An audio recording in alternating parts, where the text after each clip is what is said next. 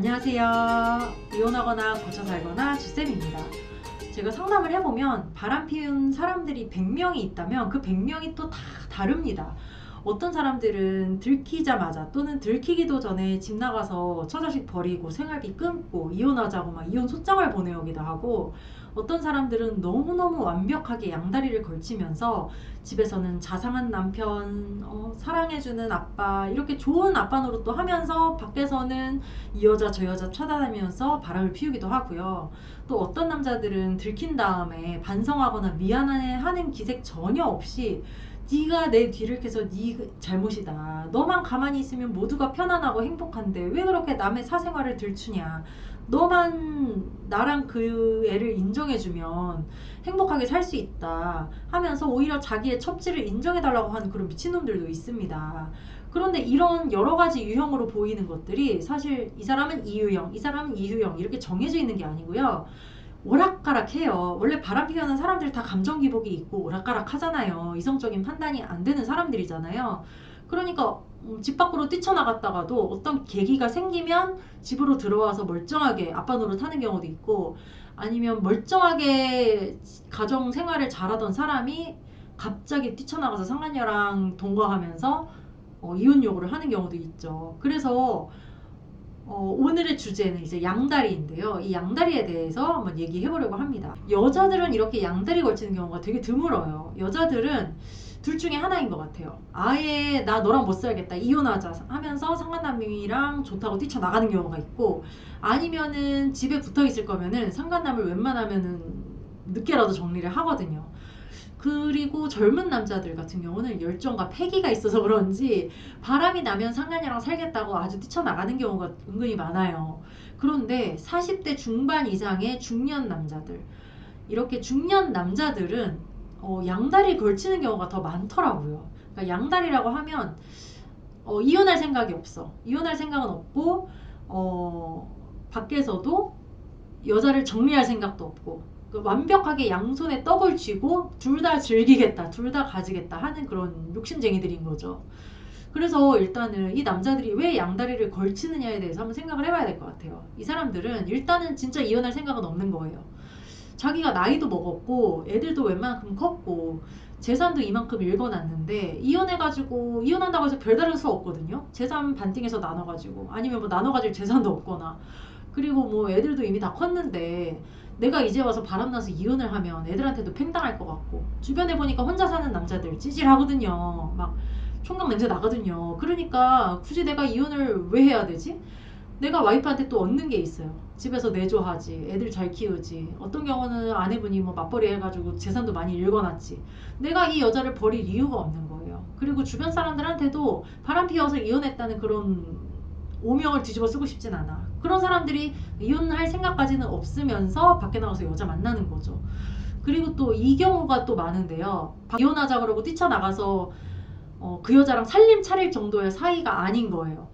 상간녀가 유부녀이거나 아니면 상간녀도 뭐 업소녀이거나 해서 이 남자한테 아주 올인할 생각은 없고 그냥 2년도에 그냥 엔조이야. 그래서 이 남자 늙어서 죽을 때까지 뭐 보필을 하고 이럴 생각도 없어. 그런 경우에는 남자가 지 이익이 되는 대로 행동을 하니까 양쪽에 떡을 놓고 재봤을 때 내가 굳이 가정을 버리지 않아야 되겠구나, 이 여자도 어차피 스쳐 지나가는 여자구나 라고 판단을 하면 이 남자가 가정도 지키고 그 여자도 재미로 만나고, 이게 이제 이루어지는 거죠. 그리고 어떤 경우에는 상간녀나 남편이나 둘 다 돈도 별로 없어가지고 어디 가서 살림 차릴 위인도 안 되는 경우, 그런 경우에 이제 집에 뛰쳐나가지 않고 양다리를 걸치는 경우가 많았습니다. 그래서 이렇게 양다리 걸치는 남편들을 어떤 아내분들은 더 멀어지게 하는 경우가 있어요. 그러니까 양다리를 걸치니까 아내분들이 한편으로는 분노를 하면서도 한편으로는 약간 안도감을 느끼는 거야. 아, 얘가 이혼할 생각은 없어. 그러니까 내가 좀 막대해도 되겠다. 약간 이런 느낌을 가지고 이 남자한테 접근을 하는 거예요. 그래서 양다리 걸치는 남편을 상간녀를 정리하고 가정으로 돌아오게 해야 되는데, 이 남자에게 너무 감정적으로 이렇게 하다 보면 이 남자가 오히려 가정에서 정이 더 떨어지고 상간녀에게 붙는 경우도 있더라. 그래서 제가 이제 양다리 유형 남편을 둔 아내분들한테는 이 점을 꼭 당부를 합니다. 어떤 거냐면요, 첫째는 남편을 닥달하고 추궁하는 것을 적당히 해야 된다는 겁니다. 우리가 남편이 상간녀 정리 분명히 안 했는데 집에도 꼬박꼬박 들어오면서 얼쩡얼쩡 거리면은 막 부하가 치밀어 올라요. 그래서 야, 너 지금 오늘 어디 갔다 왔어? 2시간이 왜 비어? 너 출근하고 퇴근 6시에 한다고 해서 내가 6시부터 기다렸는데 왜 8시에 들어와? 너 내가 위치 추적해 보니까 지하주차장에서 30분 머물렀던데 이 30분 동안 뭐 했어? 너 상간녀랑 통화했지? 핸드폰 내놔봐. 통화 목록 한번 보자. 이러면서 막 상간녀랑 만나냐 안 만나냐 하면서 남편을 들들 뽑게 되는 거예요.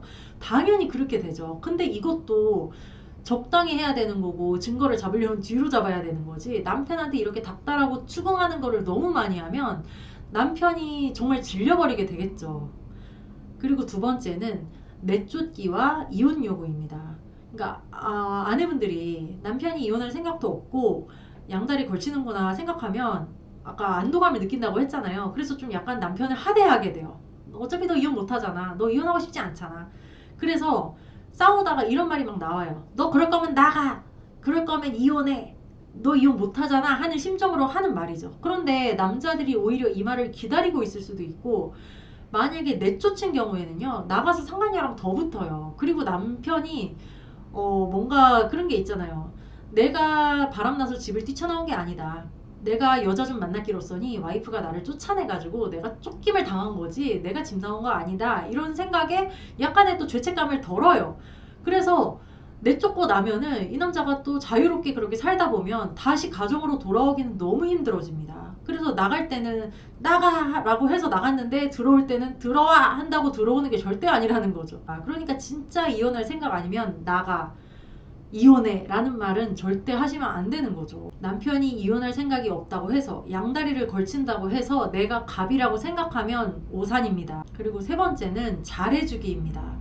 어떤 아내분들은요 일단 겉으로는 가정의 평화가 유지가 되잖아요. 남편이 바람을 피웠지만 집에서도 그럭저럭 잘하려고 해. 그러면 그년을 정리 안 한 것을 알고 있는데도 아유 그래 집 안 나간 게 어디냐, 집 나가는 남자도 많다는데 이 새끼는 이혼할 생각이 없으니까 어떻게 보면 오히려 다행이다.